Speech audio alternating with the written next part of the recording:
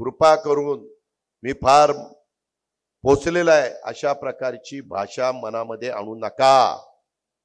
जर त्याच्यात तुम्ही अडकला तर अशांना सोडवायला मी पुढे येणार नाही। मी उलट पोलिसांना सांगेन त्याला टायर मध्ये घ्या, त्याला ठोकून काढा, हे असलं नाही चालणार।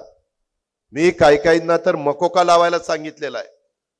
मी दादागिरी अजिबात कुणाचीच खपून घेणार नाही, सत्ताधारी पक्षाच्या कार्यकर्त्यांची पण खपून घेणार नाही आणि विरोधी पक्षाची पण खपून घेणार नाही।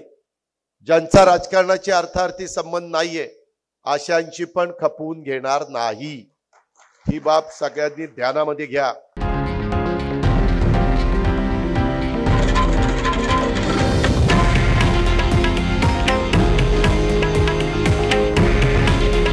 हे आहे देशातील नंबर 1 न्यूज नेटवर्क आणि आपण पाहत आहात TV9 मराठी।